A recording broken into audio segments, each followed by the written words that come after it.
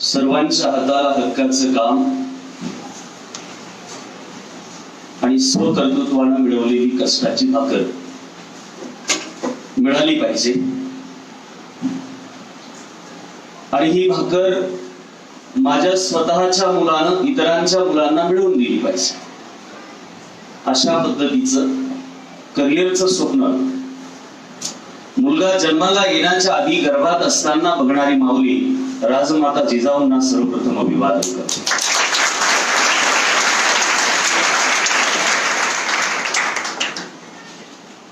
जन्म झाल्यानंतर मुलाला 6-7 वर्षात अशा पद्धतीचं शिक्षण माऊलीने दिलं की हा 9 वर्षाचा बालक त्या वयात 1150 मंत्रिमंडळांना आदेश देऊ शकत होता. तो आपल्या सवंगड्यांना म्हणत होता गड्यांनो चला आपला मार्ग ठरला, आपल्याला लढायचंय, आपल्याला झटायचंय, या महाराष्ट्रातील महामाऊल्यांचं रक्षण करायचंय, आपल्याला गोरगरिबांचं कष्टकऱ्यांचं हिंदवी स्वराज्य उभारायचंय. ते राजा शिवछत्रपती. तरुणांनी जगावं कसं, तरुणांनी जगावं कशासाठी, हे तारुण्य म्हणजे नेमकं काय असतं याबद्दल भाष्य करताना विवेकानंद आपल्या एका रचनेमध्ये मांडतात की तरुणांची एकत्रित शक्ती सारखीच त्याची विचारधारा ही प्रबळ असली पाहिजे. तरुणांच्या एकत्रित शक्ती सारखीच त्याची विचारधारा ही प्रबळ असली पाहिजे. या मायभूमीत घडला पाहिजे महोत्सव चिर तरुण मनांचा, त्यात नित्य स्मरणाऱ्या प्रगतीच्या विचारांचा आणि संपन्नतेचा. हे असं जगणं की त्या जगण्याकडे बघूनही अनेकांना प्रेरणा वाटावी असा युवान की जो आपल्या जीवनात 130 लढाया लढतो व एकही लढाई हरत नाही असा विश्वातला एकमेव योद्धा म्हणजे राजा संभाजी छत्रपती यांनाही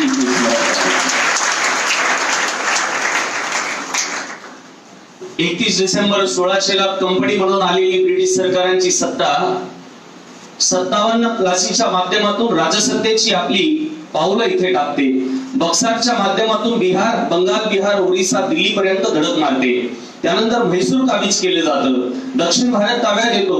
पाहता पाहता 1818 ला मराठा ध्वज खाली येऊन युनियन जॅक शनिवार वाड्यावर फडकवला जातो आणि 1857च्या उठावानंतर प्रत्यक्ष ब्रिटिश एम्पायर हिंदुस्थानामध्ये काम करत असताना सातारा सांगलीच्या भागात एक युवान असा असतो की तो आपल्या सवंगड्यांना एकत्र करतो आणि जुलमी अशा ब्रिटिश सरकारच्या त्या अधिकाऱ्यांना ज्या वेळेला सातारा सांगलीच्या भागात आले तर उलटे करून पायावर दांडुक्याचे ठोके देत होता आणि प्रशासनात जर आमच्या लोकांवर दडपशाही कराल तर तुम्हाला त्याचं तसंच प्रत्युत्तर दिलं जाईल. अशा क्रांतिसिंह नाना पाटलांचा पुतळा आज इथे बघितला आणि एक भाग्य वाटलं की आज मी एका कर्मभूमीत इथे आलोय. पंढरपूरला अनेकदा गेलो, दर्शन झालं पण देवाची भेट झाली नाही. सोलापूरमध्ये आल्यावर मी व्याख्यानात मुद्दाम हा मुद्दा मांडत असतो की पंढरपूर सोलापूर जर्नीमध्ये विठोबा कधीतरी भेटावा, विठोबाचं दर्शन व्हावं, याचं डोळा कधीतरी त्याला बघावं. परंतु मामासाहेबांच्या संस्थेत आल्यावर कळतं की सोलापुरात विठोबा कुठे नाही, परंतु विठोबाला कळलेला माणूस म्हणजे आदरणीय डॉक्टर मामासाहेब जगदाळे इथे आहे. कॉमर्स महाविद्यालयातील आदरणीय प्राचार्यगण,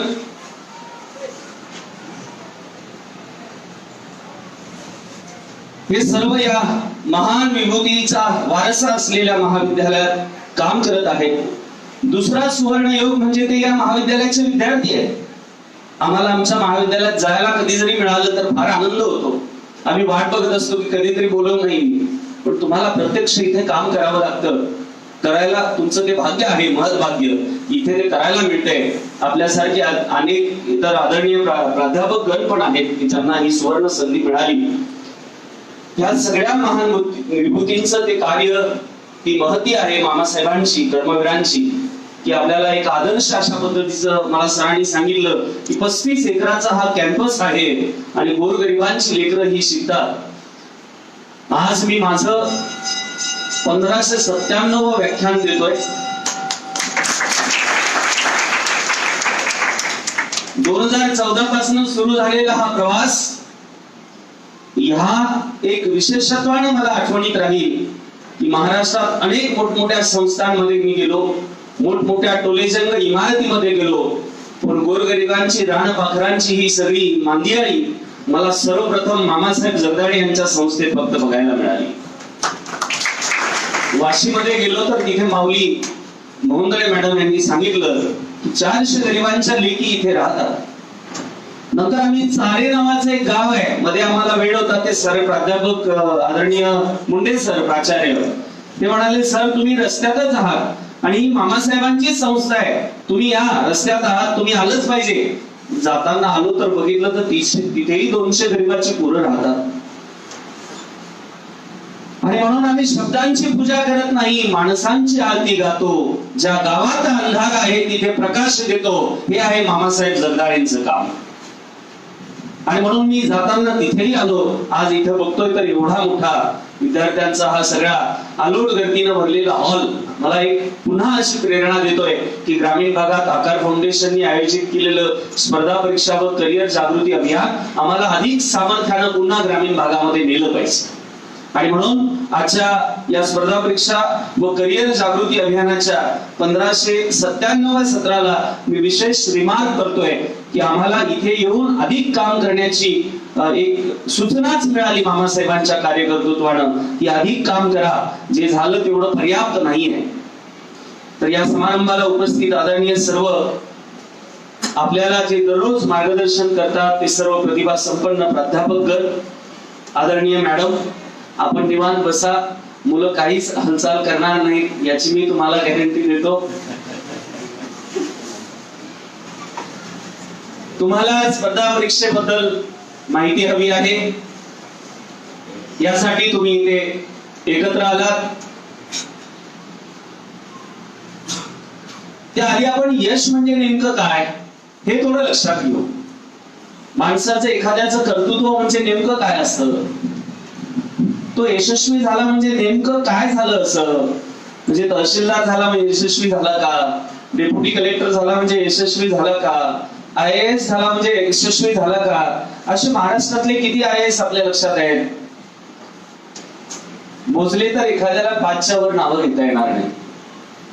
मग यश नेमकं कशात असतं. आम्ही असंच प्रवासादरम्यान एकदा कोकणामध्ये व्याख्यानांचा कार्यक्रम, मला आठवत नाही तो कधीचा प्रसंग आहे, आय थिंक 15-16च्या दरम्यानचा असावा. आम्ही तिथली एक गाडी भाड्यानं घेतली होती.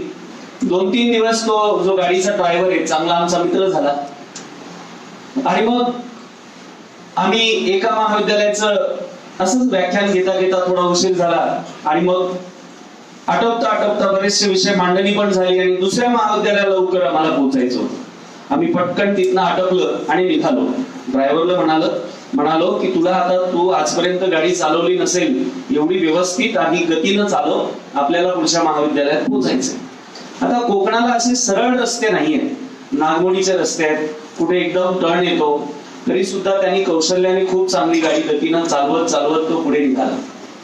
मागून एक गाडी आली, तो खूप मोठ्याने भोंग्या वाजवत होता. भोंग्या समजतो का, माझी भाषा समजत आहे का तुम्हाला, की हिंदीत बोलू, कुठली भाषा कळते इकडे, मराठी कळते, बर. तो मोठ्याने भोंग्या वाजवला. आमचा ड्रायव्हर गतीनं पुढे जाण्याच्या प्रयत्नात होतो. मी त्याला म्हटलं, बाबा तू बाजूला घे ना, तो हॉर्न देतो तुला कळत नाही का.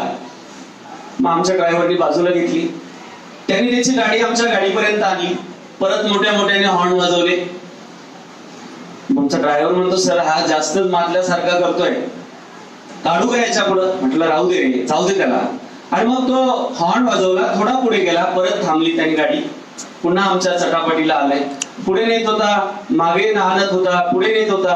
ड्रायव्हर म्हणाला, सर हा लय हुल देऊन राहिला, दाखवू का याला आपला हिसका. म्हटलं आपल्याला पुढच्या व्याख्यानाला जायचंय, त्याला त्याचं काम करू दे, तू तुझं काम कर, पुढे निघ. तो परत अर्धा तास आम्हाला खेळवत होता.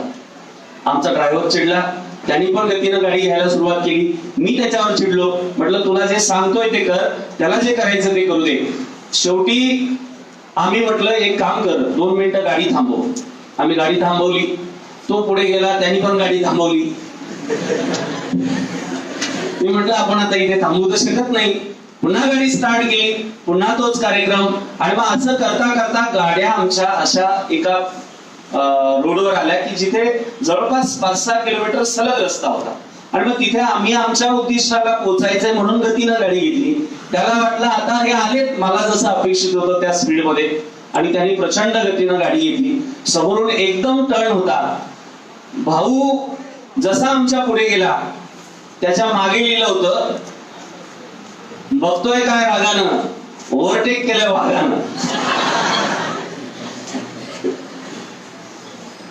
आणि म्हटलं, तो ड्रायव्हर म्हणाला, सर माणूसच बदमाश नाही, त्याच्या मागच्या गाडीच्या काचेवर बघा काय लिहिलंय. म्हटलं जाऊ दे रे, हे कोकण आहे, कशाला फालतू इकडे कोणाशी आपण वाद घालायचा. आणि असं करताना समोर एक टर्न आला आणि भाऊची गाडी उतानी झाली. भाऊ पडला. आमचा ड्रायव्हर खूप खुश झाला. बरं झालं म्हणे सर, असं उताना पडले म्हणे, बघाय 3 पलट्या खाल्ल्यात म्हणे. म्हटलं गाडी थांबव. सर म्हणे म्हणू द्या. अरे म्हटलं गाडी थांबव. आम्ही गाडी थांबवली. बघितलं बरंच त्याला लागलं होतं. मध्ये 1-2 त्याचे मित्र होते, त्या सगळ्यांना आम्ही उचललं, आमच्या गाडीत टाकलं. मी वाघ आहे माईक आहे म्हणून वापरला. येतोय ना आवाज? आमच्या गाडीत टाकलं. त्याला हॉस्पिटलला ऍडमिट केलं. थोड्या वेळानं तो जरा शुद्धीवर आला. त्याचे नातेवाईक वगैरे कोणी मिळतात का मोबाईल बघून, त्याच्यासाठी आम्ही प्रयत्न केला. म्हटलं एकदा ते येतील. प्राचार्यांना सांगितलं, सर म्हटलं आता आम्हाला फारच उशीर होतोय. ते म्हणाले काय झालंय? म्हटलं असं असं झालंय. ते म्हणाले नो प्रॉब्लेम, मी आता पोरांना सुट्टी देतो, आपण ब्रेकच्या नंतर घेऊ. म्हटलं की बरं झालं. मग त्याला थोडं शुद्ध आली. शुद्ध आल्यानंतर तो माझ्याकडे रागानच बघत होता. त्याला असं वाटत होतं यांच्यामुळेच आम्ही पडलोय. आणि मग तेवढ्यात आमचा ड्रायव्हर म्हणाला, बघा सर मी तुम्हाला म्हणत होतो ही भल्याची दुनियाच नाही, आपण याला उचलून आणलं, ऍडमिट केलं, तरी हा रागानं बघतोय, चला म्हणे आता तरी चला. म्हटलं थांब 2 मिनिटं. त्याच्या जवळ गेलो. त्याच्या खांद्यावर हात ठेवला. हात ठेवल्यावर थोडासा तो शांत झाला. आणि त्याला म्हटलं, बघतो काय रागानं, ऍडमिट केलं खऱ्या वागानं.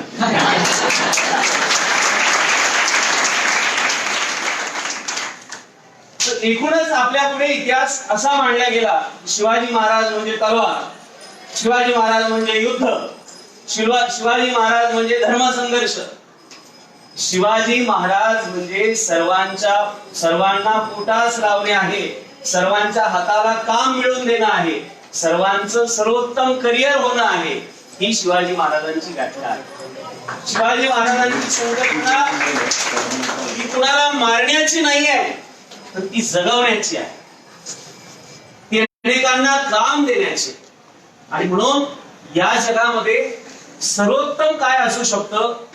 सर्वोत्तम हे असू शकतं की तुम्ही स्वकर्तृत्वावर स्वतः निवडलेले क्षेत्र निवडावे आणि त्यात सर्वोत्तम करिअर करावं. आणि तुमच्या सोबत जे तुमच्या सोबत येऊ शकतात ते तुमचे धाकटे भाऊ असतील, समाजातले भाऊ असतील, त्या सगळ्यांना हात द्यावा आणि आपण सगळेजण संपूर्ण आयुष्यभर आनंदात जगू शकू अशा पद्धतीचं आपलं करिअर साकारावं. हे सगळ्यात महत्वाचं आहे. आणि त्याच्यातच सर्वोत्तमता आहे जीवनाची. आणि म्हणून ती मिळवण्यासाठी आपण कॉमर्सचे विद्यार्थी आहात.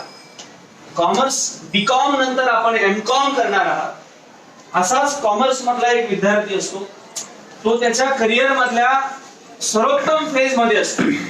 आणि त्यावेळेला त्याला अफगाणिस्तान नियोजन मंडळाच्या अध्यक्षपदाची ऑफर येते. अफगाणिस्तानचं जे नियोजन मंडळ आहे त्याचं ऍज अ चेअरमन म्हणून तुम्ही अपॉइंट व्हा. मग ते बॅग वगैरे भरतात. बॅग भरून आता निघायचं रात्रीच्या फ्लाईटनं. म्हणून जाण्याआधी दुपारी जरा मेल चेक करून घेतो, बाबा दुसरे काही कुठले ऑफर आलेत का.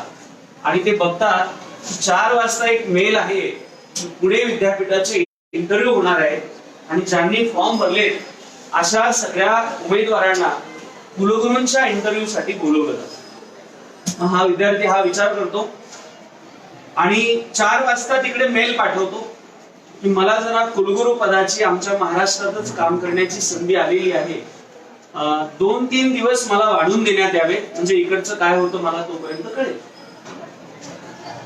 तिकडून प्रतिमेल आला अहो म्हणजे तुम्ही पूर्ण देशाचे आमच्या नियोजनाचे चेअरमन होणार आहात, अध्यक्ष होणार आहात, तुम्ही एका विद्यापीठाचं काय घेऊन बसला? हे म्हणाले तरी पण कृपया मला वेळ देण्यात यावा. यांची मुलाखत होते आणि या व्यक्तीचं पुणे विद्यापीठाच्या कुलगुरू पदासाठी सिलेक्शन होतं.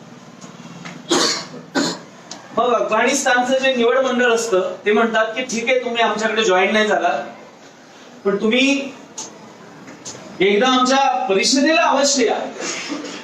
मग त्यांनी इकॉनॉमिक्सचे जे त्यांचं काम बघणारे अर्थव्यवस्थेचे लोक असतात त्यांची एक परिषद घेतलेली असते आणि त्या परिषदेमध्ये ते अँकरिंग करणारे जे असतात ते म्हणतात हे असे व्यक्ती आहेत की ज्याने आपल्या देशाचं सर्वोच्च कॉमर्स मधलं हे जे फायनान्स मधलं पद आहे हे सोडून दिलं आणि विद्यापीठाचं जे कुलगुरू पद आहे व्हाईस चान्सलरचं ते स्वीकारलं.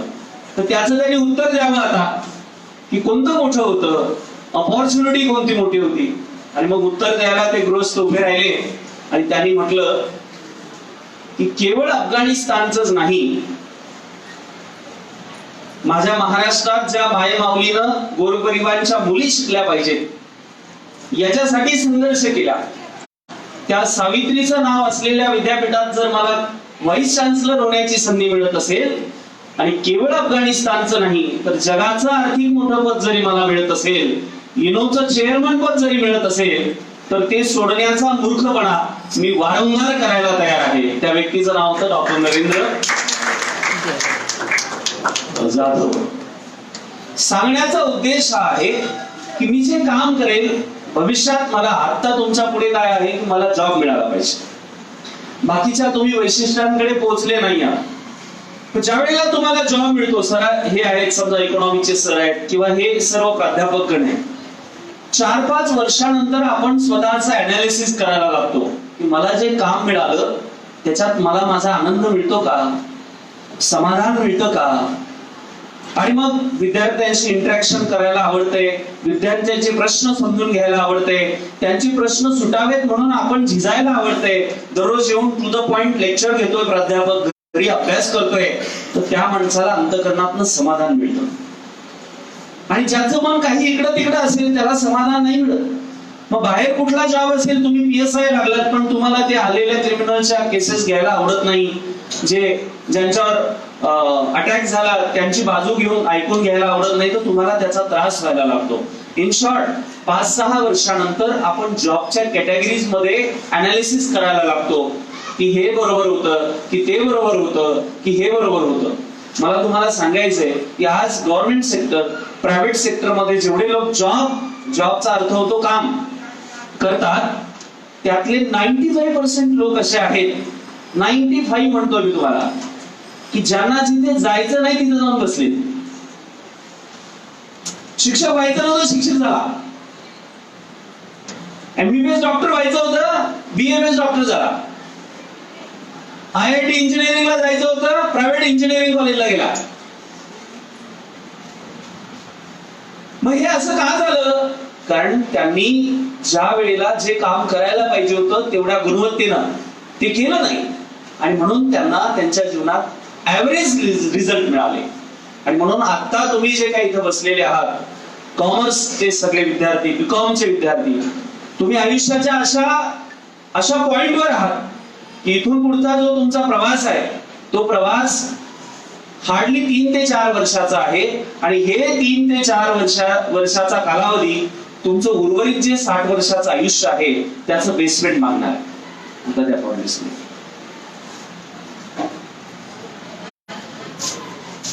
मग आता किती लोक आहेत असे जे माझ्यासोबत यायला तयार आहेत, मी सांगेल तसं करायला तयार आहे? हात वर करा. इथं रेल्वे स्टेशन आहे का? आहे का? तुम्ही माझ्यासोबत चालता सगळे? ओळख नाही पाळख नाही हो, मला ओळखता का तुम्ही? आता सरांनी परिचय करून दिला माझा. बरं घेऊन जाऊ आपण रेल्वे स्टेशनला जाऊ. तिथून मोठ्या रेल्वे स्टेशन कुठे आहे जवळपास? इकडे पुण्याला औरंगाबाद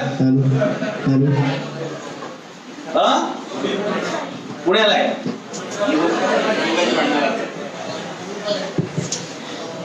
मग आपण काय करू, पुण्याला जाऊ. ह्या मागच्या मुली लक्ष देत नाही, यांना आपण तिकडे ईशान्य भारताकडे पाठवून देऊ. जा फिरून या तिकडं नॉर्थ ईस्ट इंडिया, आणि यांना साऊथला पाठवू. याचा इको बंद करते. हा, 15 दिवसांची ट्रिप, जाणं येणं खाणं पिणं सगळं माझ्याकडे.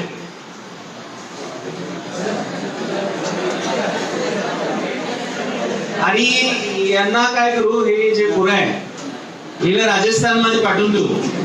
जाताना पाण्याचे कॅन घेऊन जा. या मधल्या रोड साठी गाड्या खाली नाही. हिला काश्मीर मध्ये पाठवून देऊ.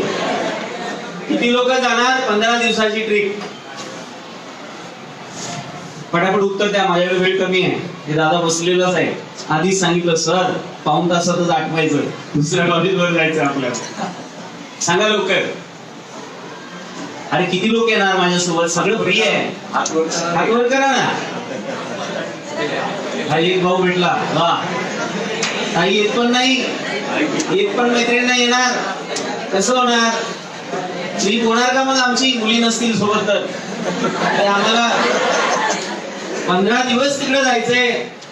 तुमच्या सहल जात असेल ना मुला मुलींची एकत्र, शैक्षणिक सहल नसते का. ओके ओके, कॉमर्सला वेळच नसतो, अभ्यास भरपूर राहतो.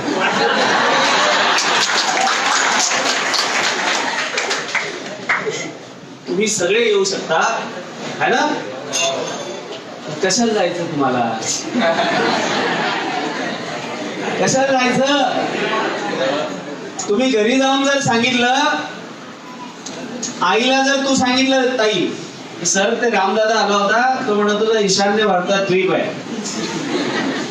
आई म्हणून कायची ट्रिप, कुठे चालली होतो. कॉलेजमध्ये जाऊन घरी जास्त आगाऊपणा नाही पाहिजे. डोक्यावर उलटा पडला असेल म्हणून तो रामदादा, आणि त्याच्यासोबत तू पण पडायच्या विचारात. मुद्दा हा आहे की कशासाठी जायचं, वाय. 15 दिवस, बरं 1 दिवसाचं तुम्ही चालता का गाडीमध्ये बसून जाऊन येऊ औरंगाबादला. हो म्हणणारे सगळे मी पोते आणलेले आहेत गाडीमध्ये, सगळे वाचक्यात बांधून देतो. त्याचं उत्तर नाही असं आहे. पॉइंट इज दॅट, जर आम्ही 15 दिवसाचा जीवनाचा प्रवास, 1 दिवसाचा प्रवास काही उद्दिष्ट नसताना करत नाही, तर अख्खं आयुष्य न ठरवता जगण्याची जोखीम का उचलतो. ठरवून जगा ना, ठरवून जगा. असं असं असं बीकॉम झाल्यानंतर एमकॉम, एमकॉम झाल्यानंतर नेट. बाकीचे लोक होतात, मला पण करायचंच आहे, मी करणार म्हणजे करणार. आपला प्रॉब्लेम कसा आहे, आपण टपाल गाडीनं प्रवास करतो. पहिलेच तर गाडी खराब, वरून टपाल. टपालचा अर्थ होतो पोस्टासारखी, जिथं तिथं पोस्टाचे पत्र वाटत जाणे. बारशिवून निघली की हे गाव ते झाल्यावर 5 मिनिटांनी ते गाव ते गाव ते गाव, मध्येच गाडी कुठेतरी मुक्कामी थांबून जाते. आपण बसलो भाकरी आदळत. जीवनाचा प्रवास परिस्थितीनुरूप आपण बसणं रेल्वेने करावा, कारण कुठे जन्माला यायचं हे आपल्या हातात नव्हतं, पण मरण्याआधी कुठे पोहोचायचं हे नक्कीच आपल्या हातात आहे. आणि म्हणून तो प्रवास विमानासारखा असावा. एकदा जर पुण्यावरून तुम्ही टेक ऑफ केलं, तर पुढचं डेस्टिनेशन जिथं असेल तिथंच विमान लँड झालं पाहिजे. लक्षात येतं का काय म्हणायचं. विमान मध्ये थांबतं का, चहा प्यायला थांबा, ड्रायव्हर नाश्ता करायला गेला आहे, ते म्हणतो थांबा जरा, काल पण नाईट मारली होती. हा प्रकार आहे तिकडं. पुण्यावरून निघालेलं विमान मुंबईला जाणार असेल तर मुंबईलाच लँड होतं, दिल्लीला जाणार असेल दिल्लीलाच लँड होतं. मग तुम्ही राज्यसेवा करणारे मध्ये पोलीस भरतीला उभे कसे काय राहता. तू राज्यसेवा करायचं होतं ना, PSI करायचं होतं ना. आणि म्हणून ज्याचं ठरलेलं नसतं अशी माणसं आपल्या उद्दिष्टापर्यंत पोहोचू शकत नाही. पहिलं तुम्हाला बीकॉम कशासाठी करायचं हे ठरलं पाहिजे. कोणी सांगेल का मला की तुम्ही बीकॉम का करता, कोण सांगेल. मुली माझ्याकडे असं बोलणार नाही, आमच्याकडे नाही यायचं बरं. तिकडे पोरांना विचारा, तू कशासाठी काम करत आहे बाळा?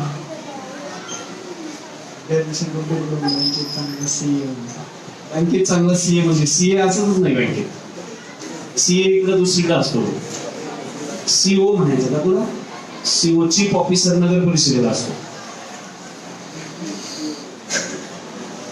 आणखी सांगता काय व्हायचं? म्हणजे तुला मॅनेजर व्हायचं का बँकेचा? म्हणजे बँकिंगची एक्झाम द्यायची का? पीओ म्हणतात त्याला, प्रोबेशनरी ऑफिसर. नाव काय तुझं? ओंकार सावंत. ओंकारला पीओ व्हायचंय म्हणून बँकिंगची एक्झाम दे. तू चंदन, तुझं नाव चंदन आहे का? मी चंदन लावलंय म्हणून उभं राहा. समर लावून दे. वा, माझा राग आला पाहिजे, आला पाहिजे. माणसाला राग आल्यावर सुधारणा होते. येऊ दे ना, मला शिवा पण दे जाता ना. आता तू काय करायचं ते? CO CEO chief executive officer. ते राज्यसेवा परीक्षा द्यायला लागते. हे बाहेर थोडस कमी कर, म्हणजे आतल्या विकासाला वाव मिळेल ना. याला सीओ व्हायचं. बर, खाली बस. आता इकडे कोण आहे? हा, डोंगर दर्या सापडले.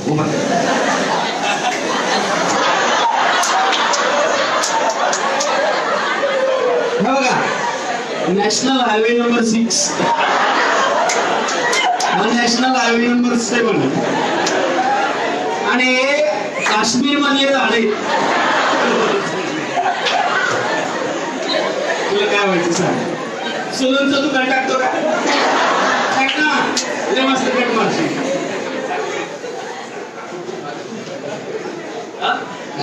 काहीच नाही व्हायचं.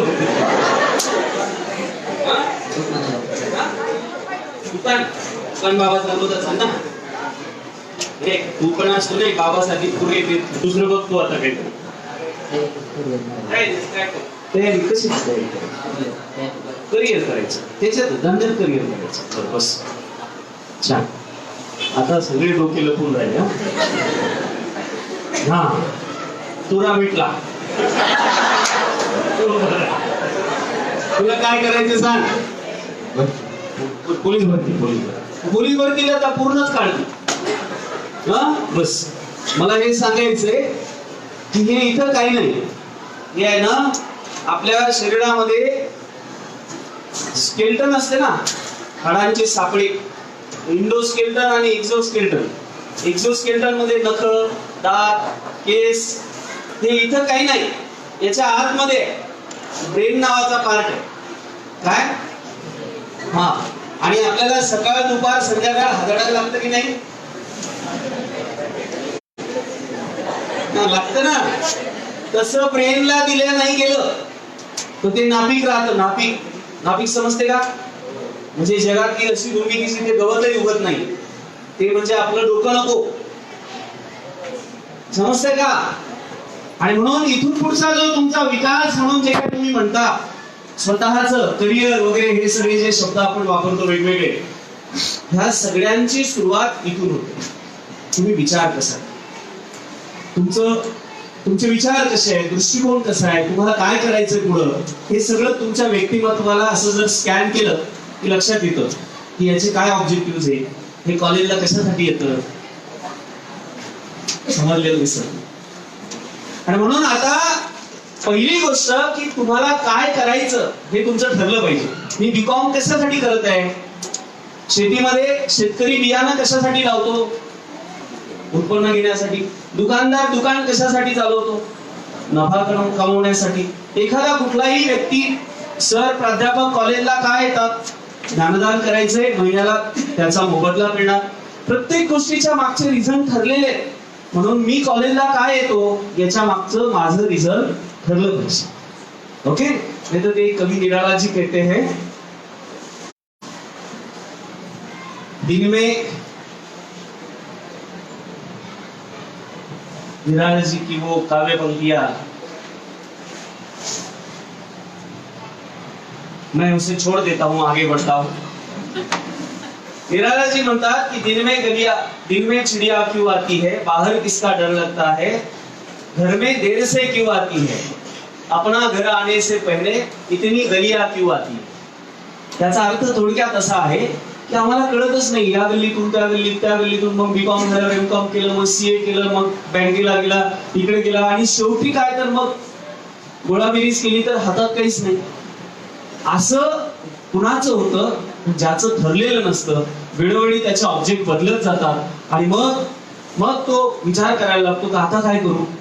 आणि मग प्रसंग त्याच्यावर असा उडवतो की घरचे मुलगी असेल तर म्हणत असतात चल आता फार दिवस झाले, ते आपल्याला स्थळ येत आहेत, मामाचा पोरगा आहे, आत्याचा पोरगा आहे, पुन्हा असं येणार नाही. आणि मग इच्छा म्हणत असते नाही नाही मला तर अभ्यास करायचा होता, करिअर करायचं होतं. आणि मग तुमची घालमेल व्हायला लागते की आता काय करायचं. आणि मग वेळ निघून गेल्यानंतर आपल्याला शहाणपण येतं, विजडम ऑफ करिअर ज्याला म्हणतो आपण, तर ते येता कामा नाही. आणि म्हणून पहिली बाब मला काय करायचं, कुठे जायचं हे आपलं ठरलं पाहिजे.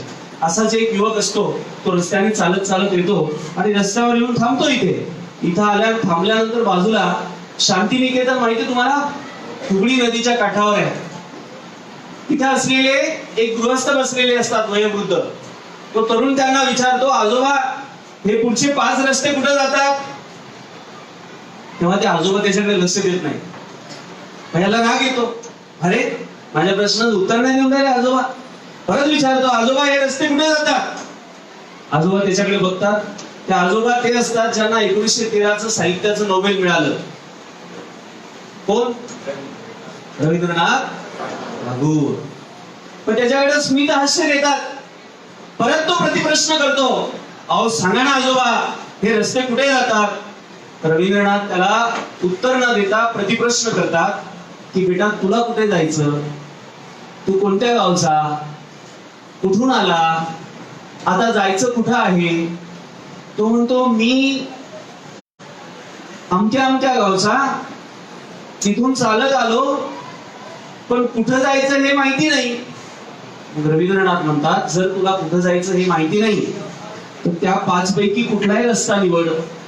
ज्याचं ठरलं नाही असा माणूस कुठल्याही वाटेने गेला आणि कुठेही पोहोचला त्यालाही काही फरक पडत नाही, कुटुंबालाही काही मदत होत नाही आणि या समाजालाही काही योगदान मिळत नाही. अर्थ समजला का. पण ज्याचं ठरलेलं नाही तो व्यक्ती स्वतःच परेशान असतो. त्यालाच त्याचं उद्दिष्ट मिळत नाही, तो समाजाला कुटुंबाला काय देणार. तोच परेशान असतो. नोकरी नाही, काम नाही, हे नाही, तो तर उलट बोज असतो दुसऱ्यावर. आणि म्हणून तुमचं ठरलं बीकॉम का करत आहे, मला याच्यानंतर एमकॉम का करायचंय, लक्षात येते. आणि म्हणून आपण पहिली गोष्ट ही ध्यानात घ्यायची की मला बीकॉम नंतर काय करायचं. आपल्याकडे घरी एवढा पैसा नाही बकळ की समजा तुम्ही शिकून ग्रॅज्युएट झाले, बीकॉम झाले आणि वडील म्हणतील की चल आपण बार्शीच्या एखाद्या मुख्य रस्त्यावर प्लॉट घेऊ, एखादं शटर घेऊ आणि तिथे तुला बिझनेस टाकून देतो. आहे का परिस्थिती आपली सगळ्यांची अशी? नाही. माय बाप दररोज राब राबतात म्हणून महिन्याचं कसं बसं धकते. हीच सामान्य कुटुंबातली परिस्थिती आहे. आणि म्हणून आता या पुढचा जो प्रवास आहे, आतापर्यंतचा कुटुंबाचा गाडा कोणी हाकला, वडिलांनी हाकला. कधी सुट्टी घेतली, आईने कधी सुट्टी घेतली की रविवारी आज मी स्वयंपाक नाही करत, घरची कामं नाही करत, नाही. ती माय आणि तो बाप त्यांनी प्रसंगी स्वतःचं आयुष्य अस्थिर केलं. कुणासाठी? तुमचं आयुष्य स्थिर करायचं. म्हणून मध्यमवर्गीय माझ्या समोर बसलेल्या सगळ्या भावा बहिणींना मला अपील करायचंय की ज्या आई वडिलांनी आज गाडी चालवत आहेत, कधीतरी अशी वेळ येणार आहे की त्यांचं स्टेरिंगचे हात थरथरणार आहे. ते चालवू शकतील अशा पोझिशन मध्ये राहणार नाही. तर आजपर्यंत आमच्या संस्कृतीचा आणि समाजाचा एक नियम राहिलेला आहे की मागच्या सीटवर बसलेली पोरं पुढच्या एखाद्या स्टेशनवर समोर येतात आणि आई वडिलांना म्हणतात की आई बाबा तुम्ही आता आपल्या कुटुंबाची गाडी भरपूर चालवली, आता तुम्ही मागच्या सीटवर निवांत बसा, इथून पुढचा प्रवास आम्ही करणार. याचा अर्थ कळतोय का तुम्हाला? कळतोय. म्हणजे आपण आपल्या कुटुंबाची गाडी चालवू शकलो पाहिजे. ते ज्या गरजा आहेत त्या पूर्ण करू शकलो पाहिजे. आणि त्या पूर्ण करण्यासाठी तुम्ही ज्या फील्डमध्ये उत्पादन घेऊ इच्छिता ते आहे एज्युकेशनचं फील्ड. आपण शेतीत उत्पादन घेतो, उत्पादन नाही आलं घरी पोतं भरून तर काय म्हणतो? दुष्काळ पडला म्हणतो ना. मग 12 वर्ष तुमचं उत्पादन लावलं आई वडिलांनी 12वी पर्यंत, परत 3 वर्ष एक्सटेंड, पुन्हा 2 वर्ष एमकॉम, म्हणजे 10, 2, 12 आणि 5, 17 वर्षाचं उत्पादन. पिकं नाही आले तर याला दुष्काळ नाही, महादुष्काळ म्हणावं लागेल. समजलं? लक्षात येतोय का कन्सेप्ट? आणि म्हणून आम्ही हे करतो तर आम्हाला हे भेटलं पाहिजे. अजूनही आमच्या शिक्षण व्यवस्थेची हीच अवस्था आहे. लक्षात येतंय? मग मी बीकॉम करतो, एमकॉम करतो तर मला काय काम मिळणार? मी माझं आयुष्य पुढे कसं नेणार? ही बाब आपल्याला इथे लक्षात घ्यायची. ओके. आणि म्हणून इथं कोणी परखा म्हणजे महिला आहे म्हणून बाबा तिला आता काही फार शिकायची गरज नाही, पुरुष आहे म्हणजे त्यांनीच फार लक्ष, असं काही आता राहिलेलं नाही. आपण सगळे कॉमन प्लॅटफॉर्मवर आलेलो आहोत. ओके. आता इथून पुढे कसं करायचं? तुम्ही सगळेजण आता ग्रॅज्युएशनला असल्यामुळे मी फार इन्स्पायरिंग सेशन कडे न जाता टेक्निकल सेक्शन कडे जातो की आता कसं कसं करायचं. तर तुम्ही पेन आणि वह्या पटकन बाहेर काढा, सोबत आणल्या असतीलच.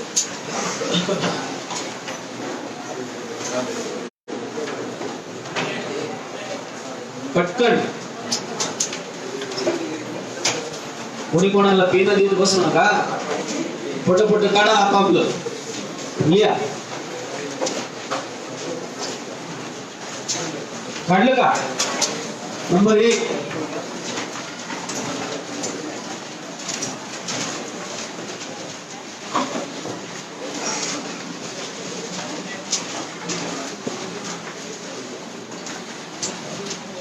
सगळ्यात वर वडिलांचं पूर्ण नाव लिहा.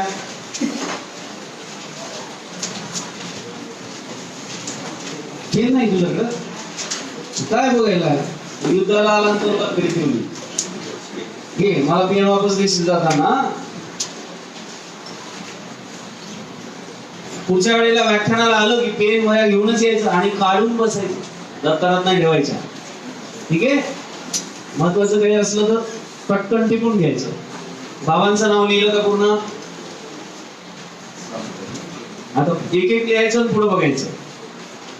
घरी असा कधी प्रसंग येतो का की तुम्हाला पुस्तक पाहिजे, बाबांना म्हटलं, बाबा म्हणतात थांब 2-3 दिवसांनी घेऊ. मग तुमच्या ध्यानात असते 2-3 दिवसांनी म्हटले, सोमवारी विचारल्यावर तुम्ही बरोबर गुरुवारी बाबा ते पुस्तक घ्यायचे होते, थांब ना 2-3 दिवसांनी घेऊ म्हटलं होतं ना. बाबा तुम्ही 2-3 दिवसाआधीच म्हटले होते 2-3 दिवसांनी घेऊ, म्हणून मी आठवण करून दिली. कशाला रागून राहिले? नाही आहे तर स्पष्ट नाही म्हणा. असं कधी घडतं का घरी? कपडे घ्यायचे आहेत तुम्हाला, बाबा म्हणतात पुढच्या वेळेला घेऊ, होतं ते केस. मग त्यावेळेला तुम्हाला असं वाटत असेल माझा मित्र त्याच्याकडे मोबाईल आहे, गाडी आहे, चांगले चांगले कापड आहे, त्याच्या घरचं किती छान आहे, माझ्याकडे काय सगळे प्रॉब्लेम. होतं कधी असं? वाटतं का? मुक्या बोलता येतं? अरे होतं का ते असं? बरं घरी कधी एक भांडणं होतात, वडिलांना अडीअडचणींमुळे व्यसन जडले, त्यावेळेला संताप येतो, घरातून निघून जावं, काय डोक्याला ताप आहे. आणि मग आपण कम्पेअर करतो की याच्यापेक्षा इतरांचे आई वडील फार चांगले. आज एक गोष्ट तुम्हाला क्लिअर करून देतो, जगातले जे कोणी मोठे मोठे माणसं असतील त्या सगळ्यांपैकी सर्वात जास्त तुमच्यासाठी खस्ता जर खाणारे कोणी असतील तर ते तुमचे आई वडील.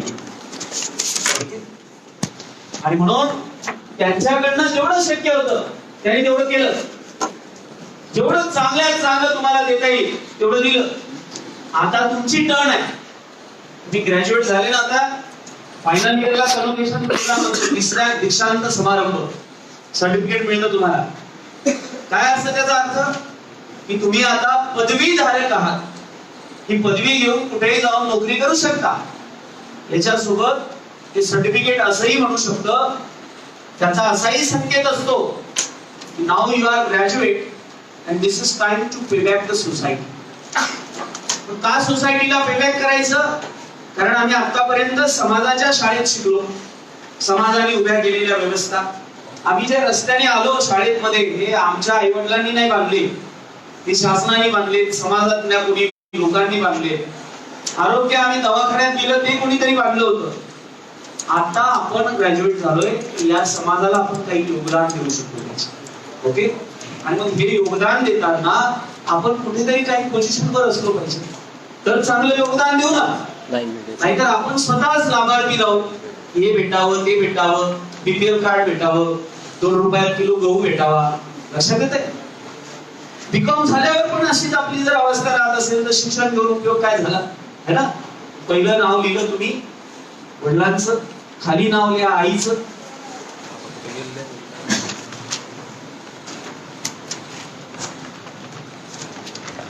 उपास तपास धरता का महिला मंडळ?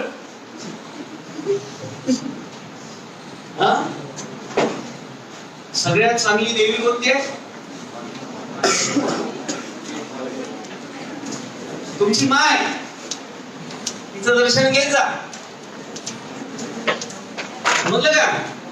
तिच्यामुळे बीकॉम पर्यंत पोहोचली तू. तिचं नाव लिहिलं आता खाली तुमचं नाव लिहा.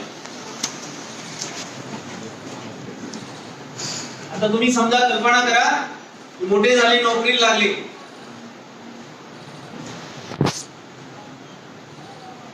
माझ्या प्रश्नाचं उत्तर द्या. तुम्ही कोणाजवळ राहाल? आई बाबा जवळ राहाल की आई बाबा तुमच्या जवळ राहतील?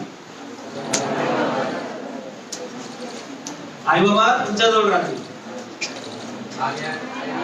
मी आई बाबा जवळ राहा आयुष्यभर. अर्धवटच करिअर होईल तुमचं. फेल, माझ्या दृष्टीनं ते सगळे मुलं फेल आहेत ज्यांच्या जे आई वडिलांसह आयुष्यभर राहत नाही. त्याचे काही कारण वेगळे असू शकतात. लिहिलं नाव, त्याच्या खाली लिहा तुम्हाला काय करायचंय. What is my object, what is my aim. मला काय करायचंय पुढे?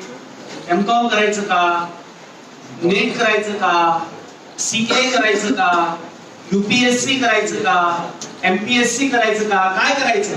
तिथं लिहा पहिलं www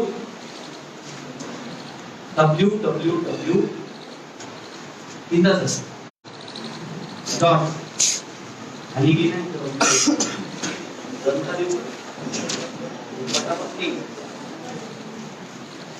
यूपीएससी .gov.in.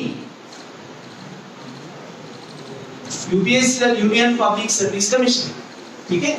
त्यानंतरचा ऑप्शन आहे www.mpsc.gov.in. करिअर ऑप्शन सांगत आहे तुम्हाला. ठीक आहे. त्याखाली आहे IBPS, institute of banking personal selection. Okay. खाली आहे SBI, state bank of India recruitment. त्याखाली आहे RRB, रेल्वे रिक्रुटमेंट बोर्ड. त्याखाली परत RRB आहे, रिजनल रुरल बँक्स. त्याखाली आहे IB, इंटेलिजन्स ब्युरो. त्याखाली आहे SSC, स्टाफ सिलेक्शन कमिशन. त्याखाली आहे Indian army, BSF, border security force, CRPF, central reserve police force, SRPF, state reserve police force, Maharashtra police. Okay. आणि MPSC लिहिलं होतं तुम्ही, त्याच्या पुढे 2 वेगवेगळ्या लाईन काढा. वर लिहा राज्य सेवा, MPSC च्या पुढे ब्रॅकेट मध्ये लिहून टाका राज्य सेवा व PSI, STI, ASO. खाली महाराष्ट्र पोलीस लिहिलं, त्याच्या खाली लिहा जिल्हा परिषद, महानगरपालिका, आदिवासी विभाग, समाज कल्याण विभाग व इतर महाराष्ट्र शासनाच्या निवड समिती, महाराष्ट्र शासन जिल्हा भरतीची वर्ग 3 व वर्ग 4 ची पदं. याच्या खाली काही न करता कष्ट न घेता मिळणारी गोष्ट असते, त्याचं नाव असतं मोकाट. मोकाट फिरायचं. आणि सगळ्यांनी ह्या वेबसाईट चेक करून अभ्यास नाही करायचा, थोड्याच पोरांनी करायचा.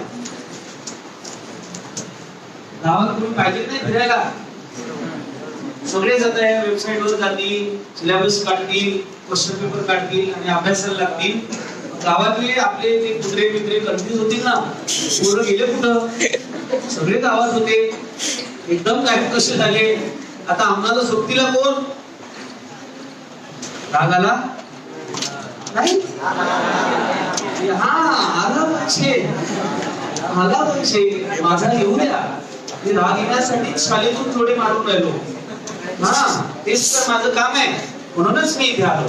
आता माझ्याकडे वेळ कमी आहे बेटा, तुमचं सत्र आहे, म्हणून मी फार काही घेत बसलो नाही. तुम्ही सगळे तयारच आहात, राईट? सगळं तुमच्या दिव्यामध्ये तेल आहे, वाद आहे, तो दिवा पेटलेला आहे, फक्त फडफडून राहिला, तर त्याला तुम्ही तेवत ठेवा. आणि आपल्याकडे एवढा पर्याप्त वेळ नाहीये. म्हणजे मला इथं बसलेल्या सगळ्या माझ्या ताईंना मैत्रिणींना सांगायचंय, तुम्ही ग्रॅज्युएट पीजी करा.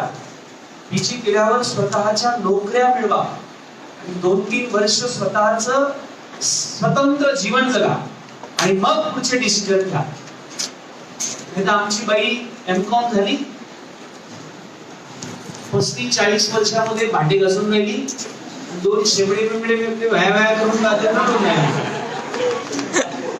काही एमकॉम बीएड, भांडी घासणं ऑक्युपेशन.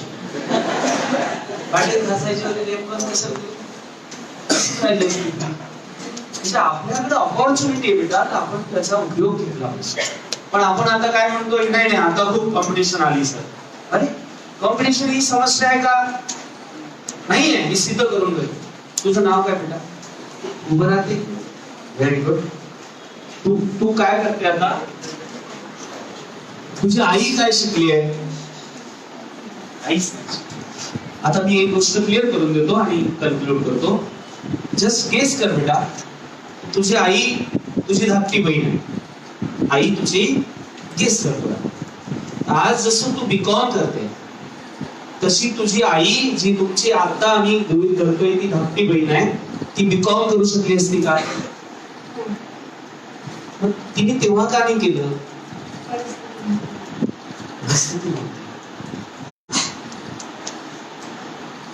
सोचो उनके बारे में जिनको अपॉर्चुनिटी नहीं, संधीच नाही भेटली. त्यांच्यातही गुणवत्ता होती, त्यांच्यातही टॅलेंट होतं, त्यांना संधीच नाही मिळाली, त्यांना परिस्थितीच नाही मिळाली. आपल्याला मिळाली तर आपण त्याला न्याय देतो का? हा मुद्दा. आणि म्हणून तुझी आई तुझ्यात बघते, मी शिकू शकले नाही पण माझी मुलगी शिकेल आणि माझं नाव रोशन करेल, मग तुम्ही ते केलं बस. नाहीतर मग काहीतरी बीकॉम करते म्हणून करते, कॉलेजला येते, असं नाही. म्हणून आता आजपासून काय करायचं, मी आता इथपर्यंत आलो, तर ज्या परीक्षेला तुम्हाला द्यायचंय त्याच्या वेबसाईटवर जायचं. मी त्या वेबसाईट तुम्हाला दिल्या, ओके. नंतर काय करायचं, त्याचं सिलेबस डाउनलोड करायचं. तुमच्याकडे मोबाईल आहे ना सगळे, हा, त्याच्यातल्या मेमरी आत्ताच्या आत्ता सगळ्या खाली करा, डिलीट करा. प्रश्न विचारतो तुम्हाला, का डिलीट करायचं सांगतो. एक मला प्रश्नाचं उत्तर द्या की विश्वातील सर्वोच्च लांब आणि सर्वोच्च शिखर रांग कोणती सांगता येईल? ऑप्शन देतो. माउंट एव्हरेस्ट, केटू वॉडविन असते, कळसुबाई आणि निकस ओलंपी. चुकलं, निकस ओलंपी हा उत्तर आहे. ग्रहमालेतील असा ग्रह सांगा की ज्याला चकाकणारी वायू वलय आहे. बुध शुक्र पृथ्वी मंगळ गुरु शनी युरेनस नेपच्यून प्लुटो पॅसिडॉन.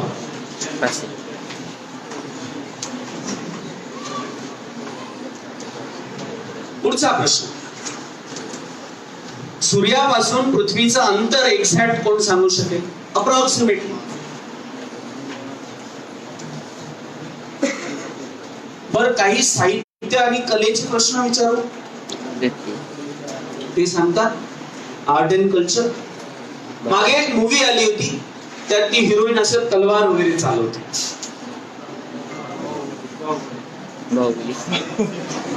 आणखी दुसरी ना आर्ट अँड कल्चरचे उत्तर द्या. बाहुबली. आणखी ती बाण चालवत होती ना, तलवार नव्हती चालवत. बाजीराव मस्तानी. आणि आता मागे मराठीत एक मूवी आली होती जिने खूप रेकॉर्ड वगैरे केले ग्रामीण भागाच्या. कुठली? त्यात ऍक्टर कोण होता आणि ती ऍक्ट्रेस कोण होती? भूगोलाच्या प्रश्नाची उत्तर आले, इतिहासाच्या पुस्तकात. त्याला आमच्याकडे एक मराठीचे कवी आहे, त्यांनी कविता रचली होती की याला काय म्हणतात, वटाणा फुटाणा शेंगदाणा उडत चाललं टनाटना. हमारे ऑब्जेक्टिव ही चेंज हो गए. आधी कसं कल्चर होतं, वडील अभ्यासिकेत जायचे, आमचे आजोबा सकाळी उठले की हरिपाठ, एकनाथ महाराजांचा काकडा, ओंकार स्वरूपा पाठ करणे तर दणके घालायचे माझ्या पाठी. ओके. आता असा आजोबा घरात, आता आजोबाच ठेवले नाही, आपण ते घराच्या बाहेर काढले आणि आपण स्वतःला सुशिक्षित झालो असं म्हणायला लागलो है ना. म्हणून ते कल्चर आलं पाहिजे बॅक. तुमचे जे मोबाईल आहे ना, गरीब कोणी नाही इथं बसलेले 80% पोरांकडे मोबाईल असेल है ना. आणि म्हणून ते मोबाईल खाली करा आणि त्याच्यामध्ये सिलेबस टाका MPSC चा, त्यामध्ये व्हिडिओ टाका, त्यात न्यूज चॅनल टाका आणि त्याच्यात अभ्यास करा. सगळे गाणे बिणे सगळे काढून फेका. त्या गाण्यात नाचणारी हिरोईन आणि तो हिरो, कधी जन्मात तू तिथं जाणार आहे का नाचायला? कधी काही संबंध आहे? आणि म्हणून ग्रामीण भागातल्या मुलांनी स्वप्नात जगणं बंद केलं पाहिजे, वास्तविक जगायला शिकलं पाहिजे. त्या मनोरंजनासाठी ते करावं, पण आपली जीवनाची वास्तविकता दूर ठेवून आपण काही स्वप्नांच्या दुनियेत रमणं, अशी माणसं ही दिवा स्वप्न बघतात, अंधारात चालतात आणि मग अशा गड्ड्यात पडतात की तिथून बाहेर निघणंही शक्य होत नाही. आणि बऱ्याच लोकांना हे फार उशिरा कळतं मग नंतर की अरे असं करायला पाहिजे होतं, कसं करायला पाहिजे होतं. आपल्या शिवाजी कॉमर्स मधली ती मुलगी तहसीलदार झाली, अरे तिला तर एवढे कमी मार्क्स होते, मला तिच्यापेक्षा जास्त मार्क्स होते तरी मी आज घरी आहे. याचं कारण ती वेळ, संसाधनं म्हणजे पुस्तकं, college, honourable principal and professor, ही संसाधनं आहे सगळी, रिसोर्सेस, यांची केमिस्ट्री प्रॉपर मॅच केली योग्य वेळी, ते यशस्वी झाले. आणि आपण मागे राहिलो कारण आपण वेळेची इज्जत केली नाही, कामाची इज्जत केली नाही, आपल्या कर्तव्याची इज्जत केली नाही. ओके. म्हणून तुम्हाला मला हे सांगायचंय की आपल्याकडे सगळं आहे. एखादा सगळ्यात गरिबीत जन्माला आला असेल त्यालाही मला हे सांगायचं की ती गरिबी तुझी संघर्षाची ताकद आहे. अभ्यास कर. ओके.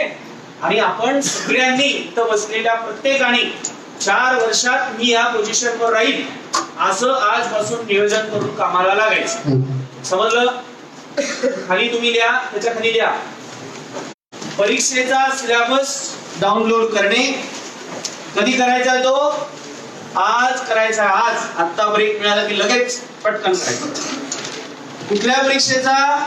सगळ्या परीक्षांचा करा आणि सिलेबस बघा आणि त्या सिलेबस मध्ये आपण कुठे कम्फर्टेबल आहोत त्याचा अभ्यास चालू करायचा. त्याच्यानंतरची खालची स्टेज आहे, सिलेबस वाचल्यावर तो समजून घ्या.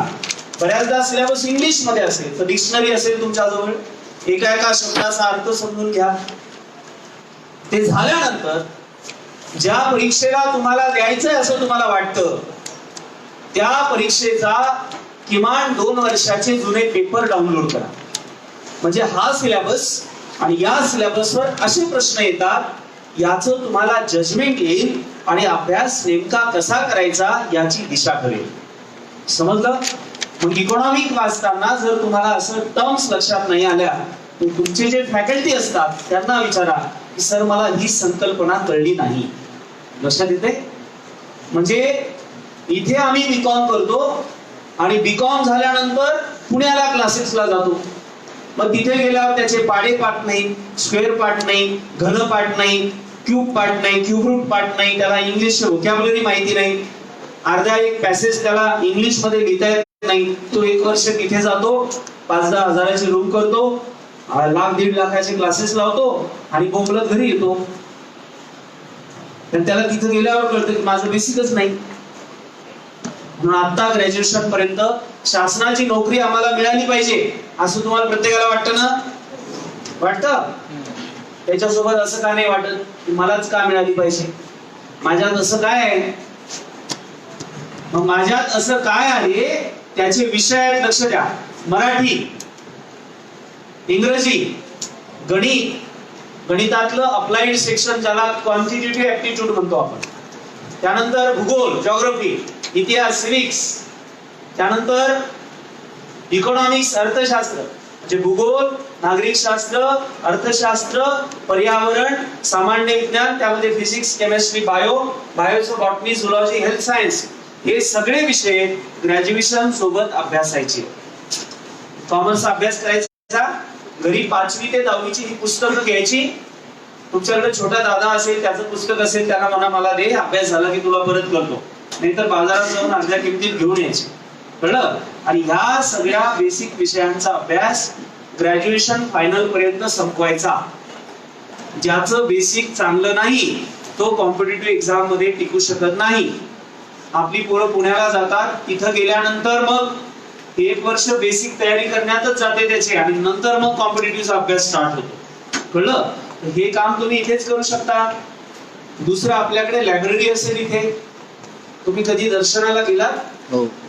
जा सगळ्यांनी, तिथली पुस्तकं बघितली का? बघा, आज मला सिलेबसच्या दृष्टीनं कोणकोणती पुस्तकं मिळू शकतात, है ना? म्हणजे उस्मानाबाद आणि सोलापूर मधल्या ग्रामीण भागातल्या लेकरांच्या पिढ्यानपिढ्यांची व्यवस्था मामासाहेबांनी करून टाकली. पिढ्या म्हणजे सरांची पिढी, यांच्या आधीची पिढी, आणि आता आणखी किती पिढ्या आहेत. म्हणजे स्वतःचा प्रपंच न करता इतरांच्या प्रपंचाला सुखी करणारा हा अवलिया माणूस.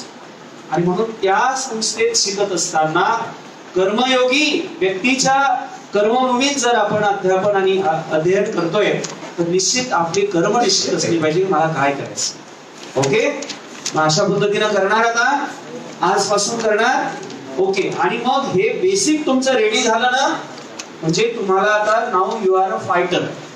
येस, माझा आता बेसिक रेडी आहे, मी कशाचाही अभ्यास करू शकतो. ओके, याच्यानंतरचे ऑप्शन सांगतो तुम्हाला. समजा तुम्ही कुठे 1-1.5 लाखाचे क्लासेस नाही लावू शकले, तर यशदा नावाची संस्था आहे जी एक एंट्रन्स एक्झाम घेते. ती पास जर केली तुम्ही तर पुण्याला वर्षभर निवास, भोजन आणि UPSC प्रशिक्षणाची व्यवस्था. कोल्हापूरला pre IAS training centre, Aurangabad pre IAS training centre, नाशिकला यशवंतराव चव्हाण मुक्त विद्यापीठामध्ये प्री IAS सेंटर, 1 वर्षाचं निवास आणि भोजनाची व्यवस्था. मुंबईला आहे, अमरावतीला आहे, नागपूरला आहे. आहे की नाही मार्ग? शोधला पाहिजे. इकॉनॉमिक्स मध्ये म्हणा, गरज ही शोधाची जननी आहे. शिकवलं असेल सरांनी तुम्हाला, है ना? तुमची गरज आहे का? तुमची गरज जर असेल तर लाखो हात तुमच्या मदतीला येतील. पण तुमचंच तुम्हाला माहित नाही. सगळ्या गाड्या येऊन राहिल्या, बस स्टँडवरून निघून जाऊन राहिल्या, तुम्ही उभेचे उभे, कुठे जाऊ. संध्याकाळी झाली, सगळ्या कंडक्टरला विचारते, म्हणे संपल्या गाड्या, आता उद्या. असं होत्या. म्हणून जीवनाच्या गाड्या आपल्या गेल्या नाही पाहिजे. ओके, चलो, इथपर्यंत आपण आलो. मला कॉलिंग होत आहे पुढच्या कॉलेज संदर्भामधलं. आता तुमच्या मनात काही प्रश्न आहे का मला विचारण्यासाठी? मी ऑप्शन सांगितले तुम्हाला. अभ्यास कोणाला करायचा आहे? तुम्हाला इतिहास वाचायचंय, 10वी पर्यंत होतं. मराठी होतं, इंग्रजी होतं, गणित होतं, भूगोल होतं. राज्यसेवेला फक्त 2 विषय आहेत जे 10वी पर्यंत तुम्हाला नव्हते. एक आहे मानव संसाधन विकास आणि मानवी हक्क. बाकी सगळे विषय 10वी पर्यंत तुम्हाला होते.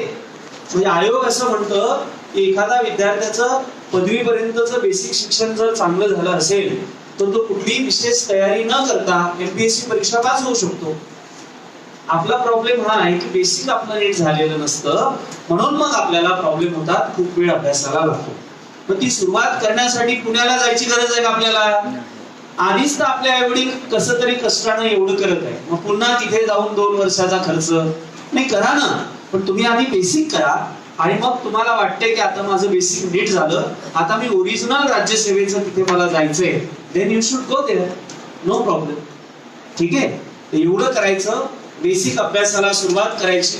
इंग्लिश तुमचं चांगलं नसेल, इकॉनॉमिक्स साठी हे सर आहे, अकाउंट साठी सर आहे, तुम्ही जर इंटरेस्ट घेतला तर सर म्हणजे क्लासमध्ये जर अभ्यास करण्याची इच्छा असलेले बसून म्हणजे असा वर्ग क्लासमध्ये बसलाय, आजचं लेक्चर आहे समजा पुरवठा सप्लाय, आणि पोरं असे आहेत की वाचून आले क्लासमध्ये.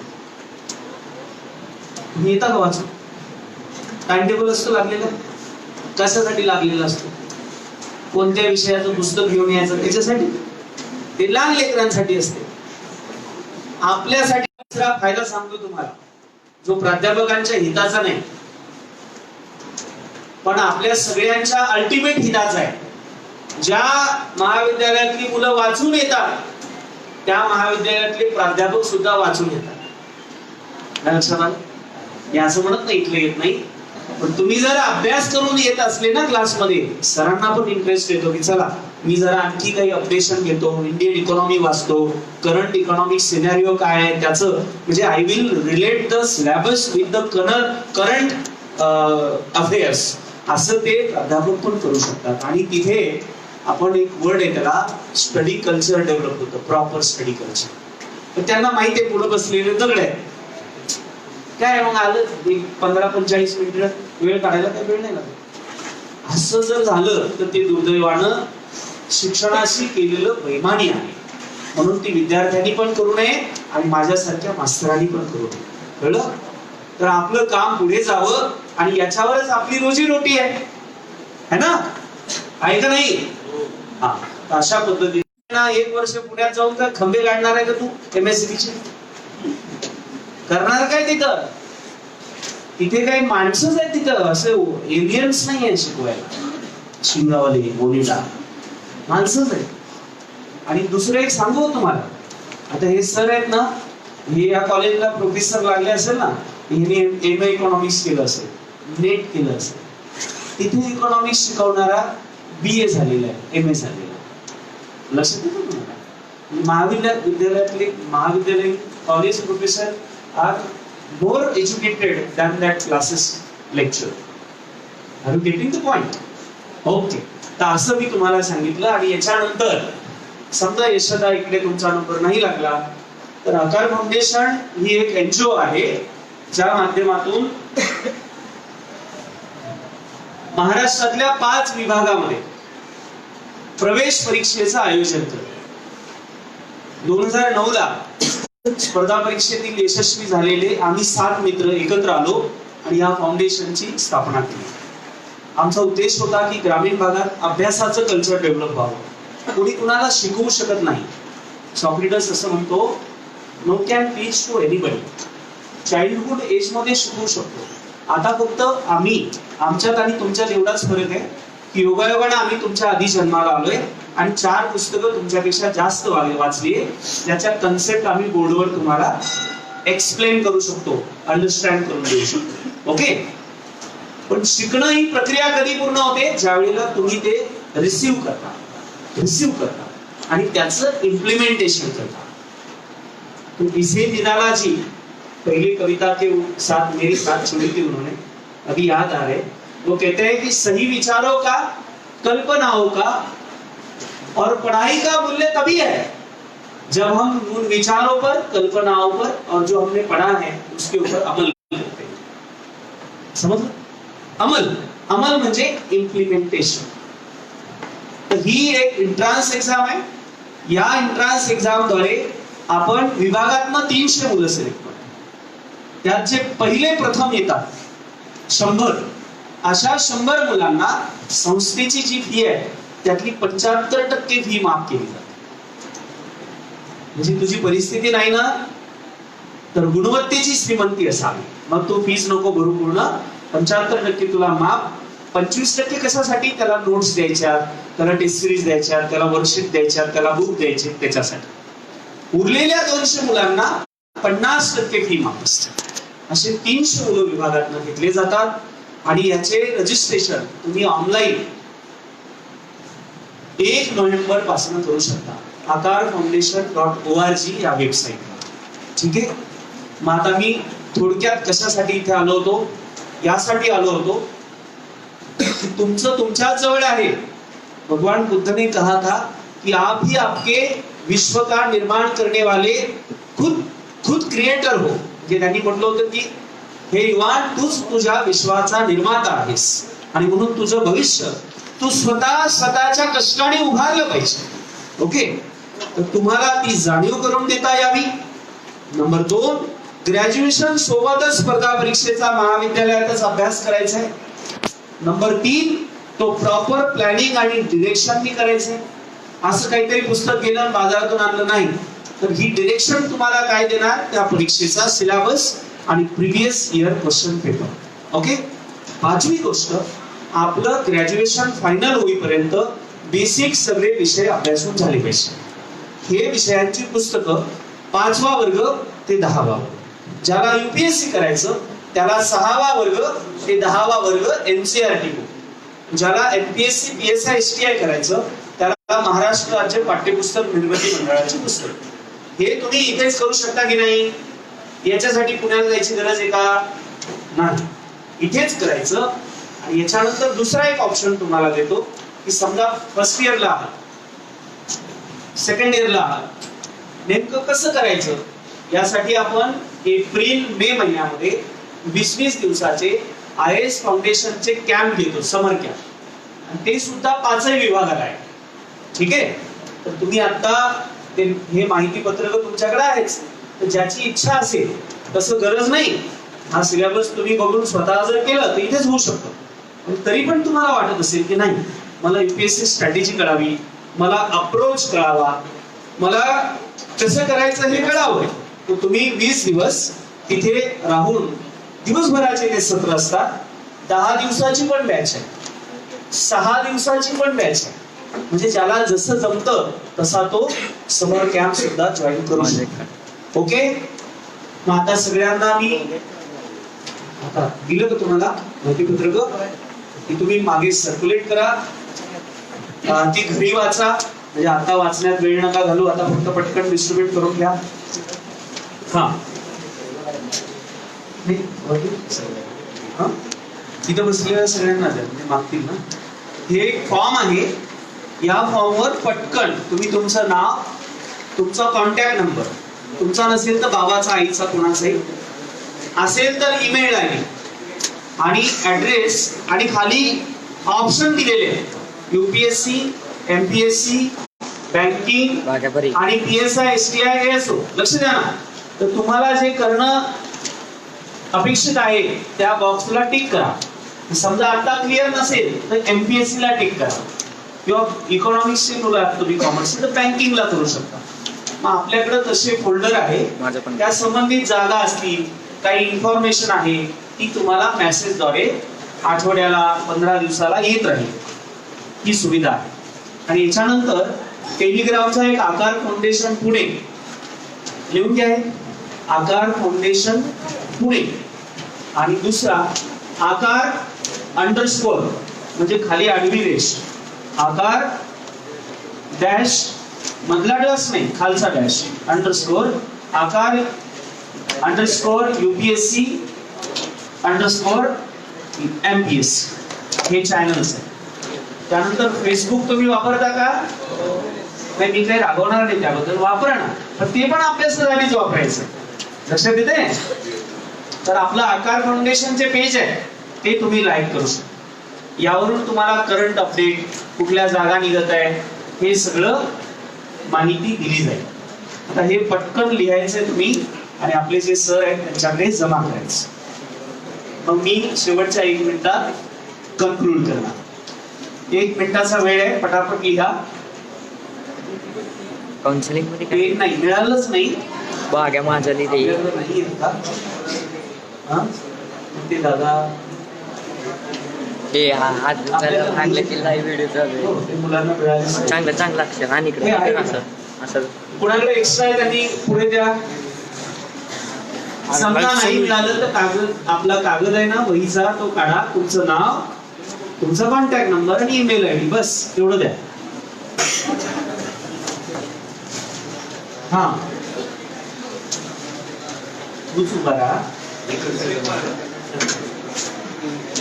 झालं?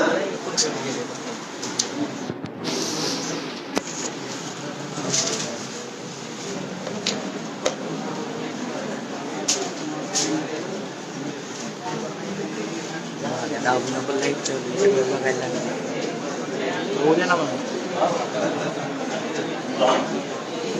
हे संमेलनाचं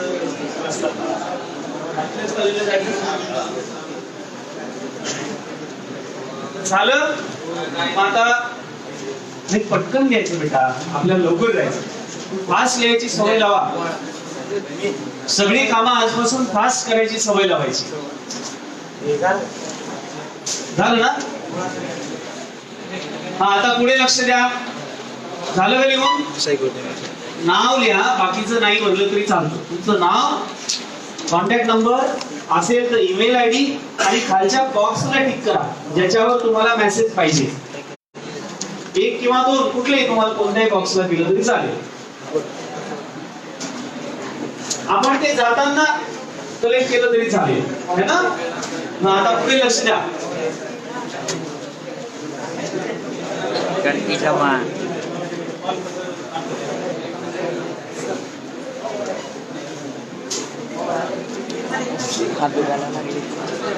मी तुम्हाला हे सिलेबस पण आम्ही आणलेले. यामध्ये UPSC चा सिलेबस आहे आणि याच्यामध्ये MPSC चा सिलेबस आहे. पण हा कसा आहे, शॉर्ट आहे, म्हणजे टू द पॉइंट आपण घेतलाय.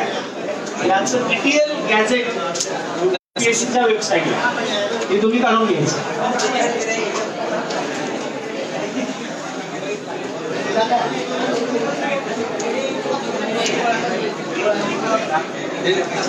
झालं का? हे आपण नंतर गोळा करू बेटा. हे बाळा दीदी बसतो, ते आवाज करत आहे, ते नंतर जाताना द्या तुम्ही. आता माझं शेवटचं आहे का, समजा तुम्ही UPSC चा अभ्यास केला, MPSC चा अभ्यास केला आणि रिझल्ट नाही आला. समजा रिझल्ट नाही आला, असं होत नाही. 2009 पासून 8चे 9चे 10चे माझे रिझल्ट माझ्या मित्रांना जे इमानदारीने अभ्यास करत होते आमच्यासोबत, आम्ही नागपूर विद्यापीठामध्ये टोटल जो आमचा ग्रुप होता 13 लोकांचा पैकी 7 गॅजेटेड ऑफिसर झाले आणि इतर जे बाकी आमचे मित्र होते त्यांना कुठल्या ना कुठल्या पोस्ट मिळाल्याच. म्हणजे माझा हा विश्वास आहे, जो इमानदारीने अभ्यास करतो त्याला कुठली ना कुठली पोस्ट मिळतेच, नंबर 1. आणि समजा नाही झालं तर ही कॉम्पिटिटिव्ह एक्झामची अभ्यासाची प्रक्रिया तुम्हाला सर्वोत्तम माणूस बनवते. तुम्हाला इंडियन कॉन्स्टिट्यूशन कळतं, तुम्हाला समानता कळते, तुम्ही घरात आई बाई ताई यांच्याशी समानतेने वागायला लागता. रॉक कसत नाही, घरी गेला पाणी द्या मला. ते पत्नी असेल तर ते म्हणेल तू इंडियन कॉन्स्टिट्यूशन नाही वाचलं का, वाच, त्याच्यामध्ये समानतेचं आर्टिकल आहे. तर ते ही एक जीवन घडवणारी प्रक्रिया आहे. तू व्यवसाय टाकू शकतो, तू कुठेही सन्मानाने जगू शकतो. म्हणून अभ्यास आपल्याला करायचा आहे आणि ते करण्याचं सगळ्यात मोठं सामर्थ्य आज तुमच्या जवळ आहे, जे तुम्ही आता माझे मागे म्हणणार. जो कल ना बदला था, ही प्रेम कविता नाहीये, शौर्य रसातलं एक चरण आहे. जो कल ना बदला था, जो कल ना बदला था, जो कल ना बदला था, वो आज बदलेगा. अगर ढूंढना है तो कोई तरुण मस्तिष्क वाला युवा ढूंढो. तो कोई तरुण मस्तिष्क वाला युवा ढूंढो, क्योंकि यही युवा खुद को बना के इस राष्ट्र को बदलेगा. Are you ready? Are you ready? Are you ready? So say Jai Hind. Thank you so much for joining me. Thank you so much. लागले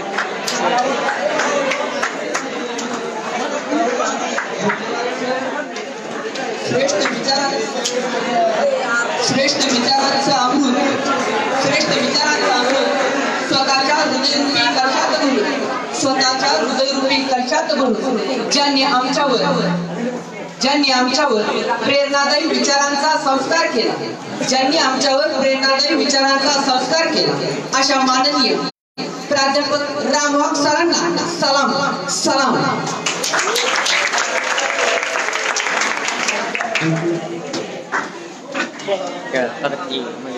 आजच्या कार्यक्रमाचे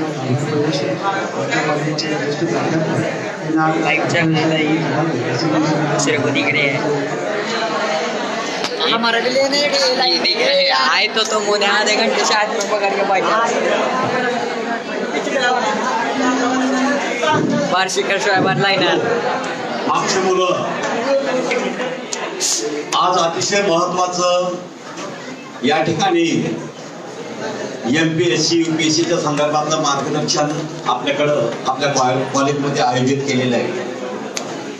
आज सकाळी सुद्धा 7:30ला माझी CDLची 100 मुलं होती. मी आज संदर्भात सकाळी बोललो होतो तुम्हाला आणि त्याचे अतिशय मिळतं जुळतं असं व्याख्यान या ठिकाणी आज आपण ऐकलेलं आहे. तर आजच्या या MPSC UPSCच्या मार्गदर्शनात मधून आपण सर्वांनी या ठिकाणी बरंच काही मिळवलेलं असेल अशी अपेक्षा व्यक्त करून या कार्यक्रमाचं शेवट आभार प्रदर्शनाचं काम मी या ठिकाणी करण्यासाठी तुमच्या समोर उभा आहे. आज या कार्यक्रमासाठी आपल्या महाविद्यालयाचे प्राचार्य डॉक्टर S.K. पाटील सर अध्यक्षस्थानी होते. त्यांनी आपला थोडक्यात प्रस्तावित देखील या ठिकाणी केलेला आहे. सरांनी या ठिकाणी वेळ काढून या कार्यक्रमासाठी पहिल्यापासून शेवटपर्यंत सर उपस्थित राहिले. कार्यक्रमाचं मधून केलेले मार्गदर्शन सरांनी ऐकलं त्यासाठी मी आपल्या सर्वांच्या वतीनं कॉलेजच्या वतीनं प्राचार्य डॉक्टर S.K. पाटील सर यांचे मी या ठिकाणी आभार मानतो. यानंतर मुख्य आज ज्यांचं मार्गदर्शन आपण या ठिकाणी घेतलेलं आहे हे प्राध्यापक वाघ सर. त्यांनी इतकं महत्वाचं मार्गदर्शन केलं. सुरुवात तुम्ही त्यांनी कुठून केली हे लक्षात आलं असेल, शेवट कुठं केला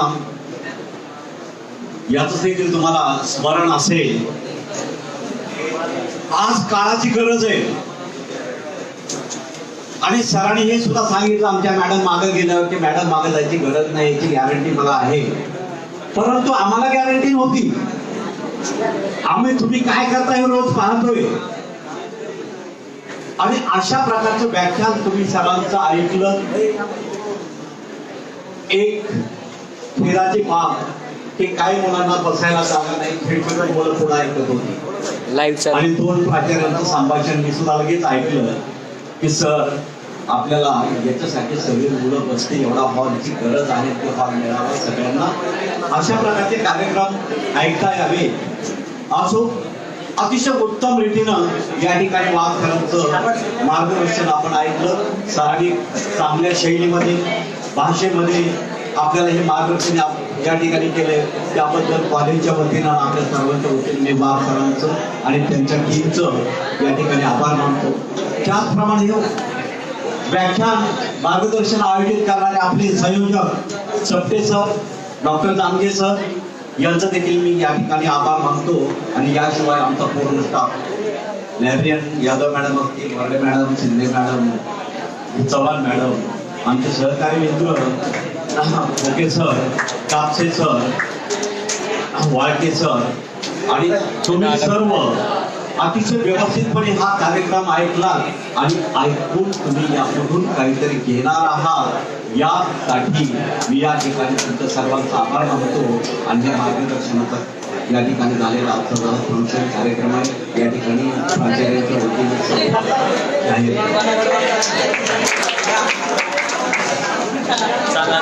लाईव्ह व्हिडिओ चालू